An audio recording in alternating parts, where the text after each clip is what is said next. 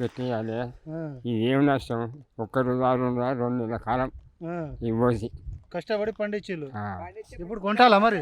ఎవరు కొంటారు? ఈ నారు ఒకటి కొంటారు, ఆ, ఇట్లా అయినాక ఎవరు కొంటారు అసలు?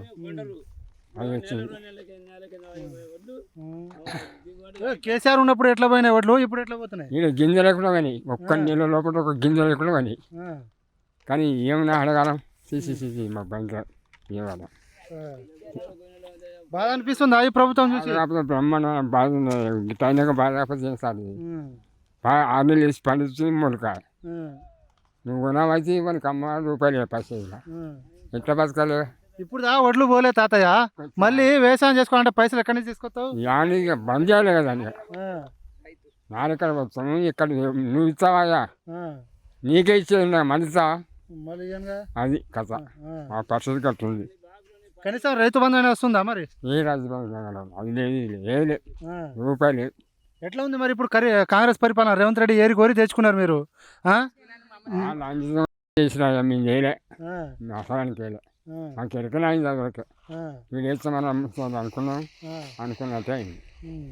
ఏమన్నా అయ్యా ఈ మొలక వాణించేవాడు కోంట్లో తీసుకుంటా. కేసీఆర్ ఉన్నప్పుడు ఇంతగానో బాధ ఉండనా మీకు అప్పుడు? అసలు లేకుండా ఆ. అన్నీ అన్నమాట వాళ్ళ కష్టాలు. బాధ అనిపిస్తుంది ఎందుకు వచ్చింది ఈ ప్రభుత్వం అని. ఆ బాధనే అయ్యా ఏంటికి అనవసరంగా ఈ ఎండో వస్తుంది, ఇది లాగలేదు. రైతుని రాజుని చేస్తున్నా అని చెప్తుండు. రాజు చేస్తుండగా ఇగో ఇది రాజా చేస్తుండు, ఆయన ముందో చేస్తుండు. మళ్ళీ ఎవరో మంచిగా ఉంటుంది తాత. మళ్ళా సార్ కేసీఆర్ వచ్చినా మంచిగా ఉంది. వాళ్ళ సరిపడి మీ అసలు ఉన్నాయని మంచిగా ఉంది. ఇంత అన్యాయం చేయరు. వడ్లు ఉన్నాయి మీది ఇక్కడ? ఉన్నాయి. ఎన్ని రోజులు ఇక్కడ పోసి? ఇప్పుడు ఇవాటికి నెల మీద 32 రోజులు అవుతుంది. 32 రోజులు అవుతుంది. నెల ఒక నెల మళ్ళీ 32 రోజులు అంటే 2 నెలల 2 రోజులు అయింది. మరి ఎందుకు 2 నెలల 2 రోజులు అయింది? ఇప్పటి వరకు ఇంకా ఒడ్డు కాట పెట్టలే. అడుగు వాళ్ళను ఎందుకు చేస్తలేరు ఇట్లా అడిగిరా మీరు అధికారులకు? లారీలు వస్తారు అంటారు వాళ్ళు అమలు. మరి లారీలు ఎందుకు వస్తారు? లారీలు వస్తారు అంటే మరి వీళ్ళు పోయి ఆడ అడగాలి.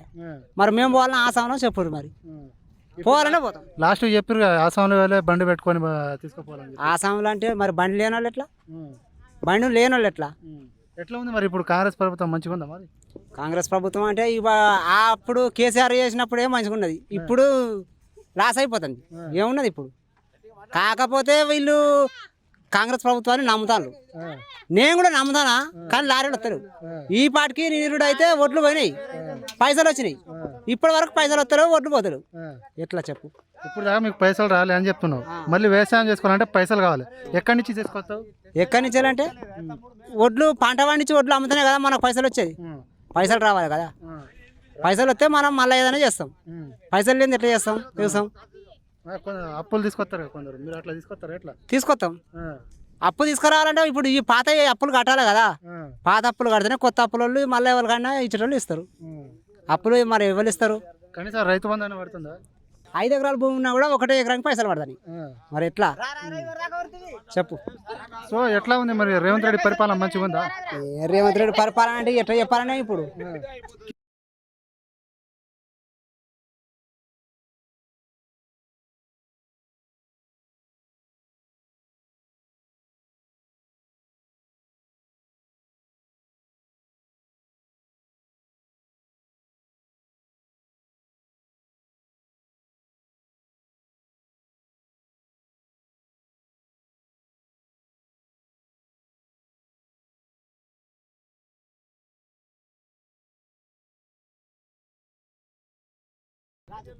మీరు చెప్పులి.